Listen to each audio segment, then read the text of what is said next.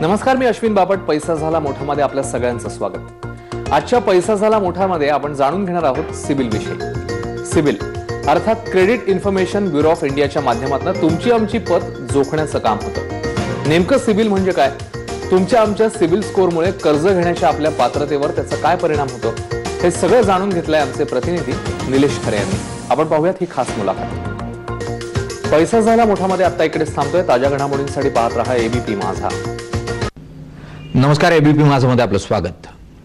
सध्या जानेवारी महिना आहे आणि तुमची लगबग असेल ती टॅक्स संदर्भातली कागदपत्र गोळा करण्याची, आणि त्याचबरोबर येत्या काळामध्ये जे एज्युकेशन लोन घ्यायची आहेत त्याचं काय, हाऊसिंग लोन घ्यायचं असेल तर त्यासाठी म्हणून काय तयारी करायची, या संदर्भात अनेक प्रश्न पडले असतील. पण जर ही तयारी तुम्ही करणार असाल तर त्या अगोदर सर्वात महत्त्वाचं आहे ते म्हणजे तुमचा सिबिल रिपोर्ट तपासून पाहणं. काय हा सिबिल रिपोर्ट?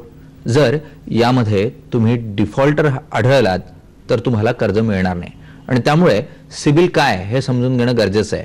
अनेकांना अनेक वेळेला या सिबिल रिपोर्टच्या अडचणी आल्या आहेत, त्या कशा सोडवता येतील हे आज आपण जाणून घेणार आहोत. आणि त्यासाठी आज आपल्याबरोबर आहेत हर्षला चांदूरकर.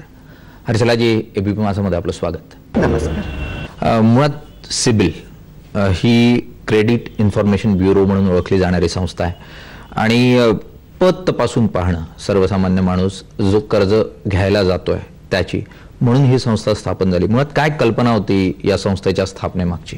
1999 मध्ये रिझर्व्ह बँक ऑफ इंडियाने एक कमिटी स्थापित केली होती की भारतात क्रेडिट इन्फॉर्मेशन कंपनी किंवा क्रेडिट ब्युरोची गरज आहे की नाही. आणि 1999 मध्ये आरबीआयने तो रिपोर्ट सबमिट केला होता. त्याच्यात सांगितलं होतं की अत्यंत गरज आहे एक क्रेडिट इन्फ्रास्ट्रक्चर निर्माण करण्यासाठी क्रेडिट ब्युरोची स्थापना होणं अत्यंत जरुरी आहे. आणि तेव्हा 2000 साली स्टेट बँक ऑफ इंडिया आणि housing development finance corporation HDFC limited हे एकत्र येऊन त्यांनी सिबिलची स्थापना केली होती. HDFC आणि SBI बरोबर दोन आमचे जे टेक्निकल पार्टनर्स आहेत, ट्रान्स युनियन आणि डन अँड ब्रॅडस्ट्रीट, ह्या चार कंपनीज एकत्र येऊन सिबिलची स्थापना झालेली आहे. सिबिलचा जो रिपोर्ट आहे तो सर्वसामान्य माणूस ज्यावेळेला कर्ज काढायला जातो त्यावेळेला त्याला सिबिल ही संस्था आहे आणि त्यातून आपली पत तपासून घेतली जाते, अशा स्वरूपाची माहिती मिळते.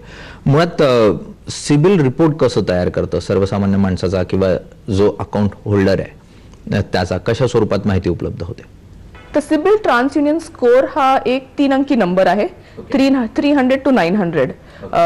परत अगदी सोप्या भाषेत सांगायला गेलं की जसं आपला रिपोर्ट कार्ड असतो आणि त्याच्यावर ग्रेड मिळतात, तसंच आहे की आपल्या क्रेडिट रिपोर्टमध्ये जे काही आपण लोन्स घेतलेले आहेत, क्रेडिट कार्ड्स घेतलेले आहेत, त्याची आपण पेमेंट कशी केलेली आहे, आपली हिस्ट्री काय आहे, ते सगळं घेऊन एक तो स्कोर तयार केला जातो.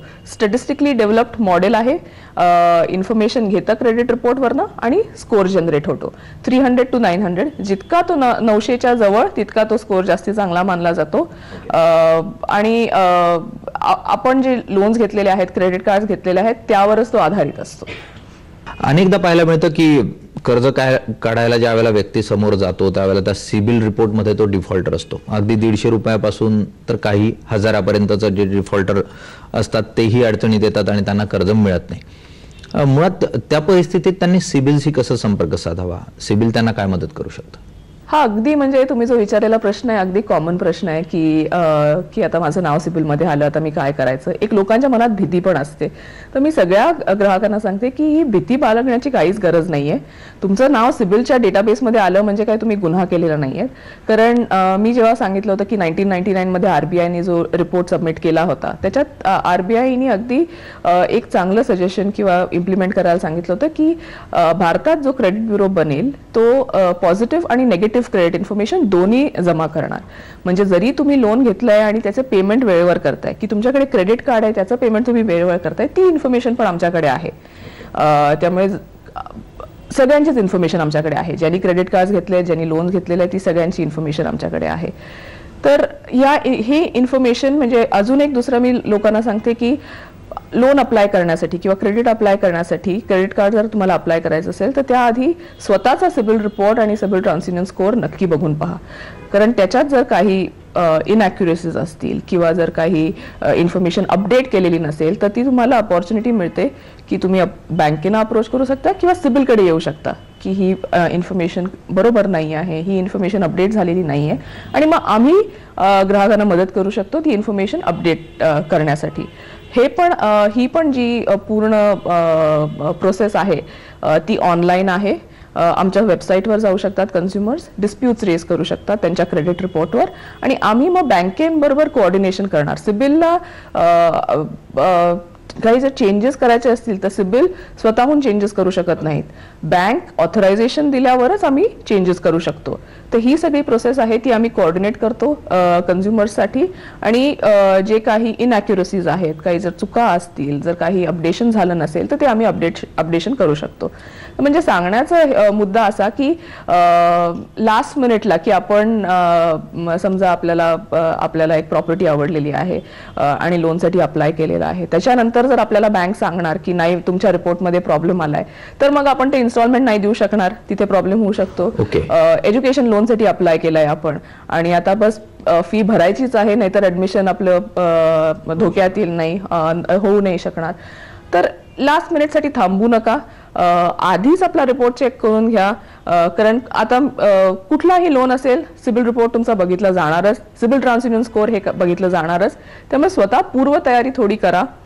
इन्फॉर्मेशन मध्ये ज्या मिस्टेक्स आहेत ते डिस्प्यूट रेझोल्युशन मेकॅनिझम थ्रू तुम्ही चेंज करू शकता, अपडेट करू शकता, आणि मग तुम्ही कॉन्फिडेंटली बँकेकडे जाऊ शकता की मग तुमचं लोन जे सँक्शन होण्याचं आहे ते इझिली होऊ शकतं. सिबिल जी पत तुमची तपासून देणार आहे, जर मला असं वाटलं की मला माझी पत तपासून घ्यायची आहे किंवा मला माझा रिपोर्ट हवा आहे, तर मी कशा स्वरूपामध्ये तो मिळवू शकतो? त्यासाठी मला बँकेशी संपर्क साधावा लागेल की मी थेटपणे सिबिलशी संपर्क साधू शकतो? बरोबर. म्हणजे आज मी अगदी कॉन्फिडेंटली सांगू शकते की भारतात जे काही लोन्स आहेत, क्रेडिट कार्ड्स आहेत, हे सँक्शन करण्यापूर्वी सगळ्या banks, financial institutions, NBFCs, housing finance companies सिबिलकडनं रिपोर्ट ॲक्सेस करतं. त्याबरोबर सिबिल ट्रान्झॅक्शन स्कोअर हा जो 3 अंकी जो नंबर आहे तो पण ॲक्सेस करतं. तर बँक्स आणि फायनान्शियल इन्स्टिट्यूशन्स तर तो ॲक्सेस करतातच, पण त्या व्यतिरिक्त इंडिव्हिज्युअलला जर मला माझा स्वतःचा क्रेडिट रिपोर्ट आणि स्कोअर बघायचा असेल तर तो पण ॲक्सेस करू शकतात. कन्झ्युमर्स अगदी सोपी ती त्याची स्टेप्स आहेत त्याच्यात. आमच्या वेबसाईटवर जाऊ शकतात www.sibil.com. या वेबसाईटवर जाऊन 3 अगदी सोप्या स्टेप्स आहेत. स्टेप 1 म्हणजे फॉर्म भरायचा. त्या फॉर्ममध्ये नाव, ॲड्रेस, आयडेंटिफिकेशन नंबर म्हणजे आपला इन्कम टॅक्सचा नंबर, पॅन ज्याला आपण म्हणतो तो, वोटर्स ID नंबर किंवा टेलिफोन नंबर, हे सगळे नंबर्स त्याच्यात टाकायचे. हा फॉर्म भरून झाल्यावर पेमेंट करायचं, दॅट इज स्टेप नंबर 2. 470 रुपये ही किंमत आहे credit report, CIBIL report plus CIBIL transaction स्कोअरची. ही सेकंड स्टेप झाल्यावर थर्ड स्टेप आहे ऑथेंटिकेशन. हे अत्यंत गरजेचं आहे की मला फक्त माझा रिपोर्ट मिळाला पाहिजे, मला इतर कोणाचाही रिपोर्ट ॲक्सेस करता नाही आला पाहिजे, कारण त्याच्यात कॉन्फिडेन्शियल इन्फॉर्मेशन असतं. माझे काय लोन्स आहेत, काय त्याचं स्टेटस आहे लोनचं, ही सगळी कॉन्फिडेन्शियल इन्फॉर्मेशन असते. म्हणून ती ऑथेंटिकेशन होतं, ऑनलाईन ऑथेंटिकेशन होतं. जर ऑनलाईन ऑथेंटिकेशन सक्सेसफुल झालं तर रिपोर्ट तुम्हाला त्यावेळेस लगेचच बघायला मिळतो, डाउनलोड करता येतो, आणि ईमेल पण तुम्हाला केला जातो. म्हणजे अगदी सोप्या भाषेत सांगायला गेलं की आपण जसे आपली तिकीट्स ऑनलाईन बुक करतो तसंच आता आपला रिपोर्ट पण आपल्याला ऑनलाईन ॲक्सेस करता येतो. समजा ऑथेंटिकेशन फेल झालं तर काय करायचं? तर आमच्या वेबसाईटवरच आपले जे KYC डॉक्युमेंट्स आपण म्हणतो, ॲड्रेस प्रूफ आणि आयडेंटिटी प्रूफ, ते आपण अपलोड करू शकता किंवा आम्हाला ईमेल करू शकता, आणि मग आम्ही ते प्रोसेस करून क्रेडिट रिपोर्ट पाठवून देतो. सिबिल ऑनलाईन, मला ऑनलाईन अर्ज न करता सिबिलचा रिपोर्ट हवा आहे, तर काय करावं लागेल? की मला ऑनलाईन नाही जात आहेत किंवा जी व्यक्ती आहे त्याला इंटरनेटचं नॉलेज नाही आणि अशा परिस्थितीत त्याला सिबिलचा रिपोर्ट तर हवा आहे, तर कशा पद्धतीने तो मिळवणं शक्य होईल? इतर मीडियमचा म्हणजे एक तर आहे ऑनलाईन प्रोसेस, पण ज्यांना ऑनलाईन नसेल ट्रान्झॅक्ट करायचं असे अनेक आहेत कन्झ्युमर्स की दे आर कम्फर्टेबल नाही आहेत ऑनलाईन, त्यांना ऑफलाईन प्रोसेस पण आहे. फॉर्म भरायचा आणि डिमांड ड्राफ्ट पाठवायचा, आपले जे KYC डॉक्युमेंट्स आहेत इन्कम टॅक्स आपला जे कार्ड आहे ते, किंवा ॲड्रेस प्रूफसाठी इतर जे काही आपल्याकडे प्रूफ्स आहेत ते आम्हाला पाठवून द्यायचे आणि मग ते प्रोसेस होईल. ऑफलाईन प्रोसेस पण आहे, ऑनलाईन प्रोसेस पण आहे. कर्ज काढायला गेल्यानंतर लक्षात येतं की आपण डिफॉल्टर आहोत, काहीशे रुपये किंवा काही रुपये हे कोणत्या तरी संस्थेचं आपण देणं लागतो, आणि अशा परिस्थितीत त्या संस्थेकडे गेल्यानंतर तो खूप जुना हिशोब असतो, ती संस्था प्रतिसाद देत नाही, आणि सिबिलशी संपर्क साधावा तर सिबिलही प्रतिसाद देत नाही, कारण सिबिल तो डाटा बँकेकडून मिळवते. मग अशा परिस्थितीत त्या व्यक्तीने काय करावं? तुम्ही त्याला मदत करू शकता का? नाही, सिबिल थेटपणे इन्फॉर्मेशन चेंज करण्यासाठी काही मदत करू शकत नाही, कारण जो लॉ आहे आपल्या देशात, credit information companies regulation act, तो आम्हाला परमिशन नाही देत की चेंजेस करू शकू आम्ही डायरेक्टली क्रेडिट रिपोर्टवर. आम्हाला बँकेकडनंच इन्फॉर्मेशन मिळाल्यावर चेंजेस करता येतील, पण आम्ही कन्झ्युमर्सना मदत करू, आम्ही कोऑर्डिनेट करू इन्फॉर्मेशन ते चेंज करण्यात, अपडेट करण्यात. आमचा नेहमी संपर्क असतो बँकांशी, आणि ती इन्फॉर्मेशन जर चुकीची असेल तर ती अपडेट करण्यात आम्ही मदत करू. मुळात सिबिल वर्षभरामध्ये किती अकाउंट्स, कॉर्पोरेट्स असो किंवा व्यक्तिगत पातळीवर असो, किती अकाउंट्स किंवा जो डाटा आहे तो हँडल करते, आणि तो किती काळापर्यंत उपलब्ध असतो सिबिलकडे? आमच्याकडे हा जो सगळा डेटा येतो, क्रेडिट इन्फॉर्मेशन जी येते बॉरोवर्स बद्दल, इंडिव्हिज्युअल्स आणि नॉन इंडिव्हिज्युअल्स, म्हणजे जर तुमच्या आणि माझ्यासारख्या इंडिव्हिज्युअल्सनी काही लोन्स घेतले आहेत, काही क्रेडिट कार्ड्स घेतलेले आहेत, इररिस्पेक्टिव्ह की किती लहान अमाऊंट आहे, किती मोठी अमाऊंट आहे, ती सगळी इन्फॉर्मेशन येते. आणि तसंच नॉन इंडिव्हिज्युअल्स म्हणजे कंपनीज झाल्या, पार्टनरशिप कंपनीज झाल्या, प्रोप्रायटरी कन्सर्न झाल्या, ती इन्फॉर्मेशन पण आमच्याकडे येते. ओके. तर ही इन्फॉर्मेशन आमच्याकडे पहिली येते बँकांकडनं, फक्त मोठ्या बँका नाही, पण कुठलीही प्रकारची फायनान्शियल इन्स्टिट्यूशन्स, NBFC म्हणा, हाऊसिंग फायनान्स कंपनी म्हणा, क्रेडिट कार्ड कंपनी म्हणा, हे सगळे आमचे सभासद आहेत आणि ते आम्हाला इन्फॉर्मेशन देतात. तर हजारोहून अधिक आमचे मेंबर्स आहेत, ती सगळे आम्हाला इन्फॉर्मेशन देतात, आणि ती इन्फॉर्मेशन येते आमच्याकडे प्रत्येक महिनी.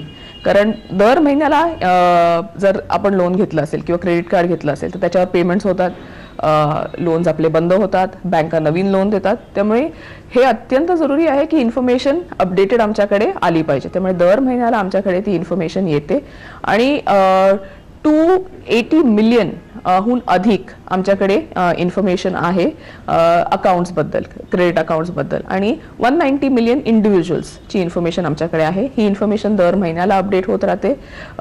दर महिन्याला सगळ्या या बँक्स आणि फायनान्शियल इन्स्टिट्यूशन्स आम्हाला ही इन्फॉर्मेशन देतात. हर्षलाजी, धन्यवाद. तुम्ही ही चर्चा आज ABP माझाबरोबर केली. निश्चितच तुम्ही दिलेल्या माहितीमुळे येत्या काळामध्ये ज्यांना कर्ज काढायची आहेत त्यांच्यासाठी म्हणून एक मार्गदर्शन उपलब्ध झालेलं असेल, आणि या माध्यमातून जी अजाणता असते आर्थिक क्षेत्राबद्दलची ती दूर व्हायला मदत होईल. धन्यवाद.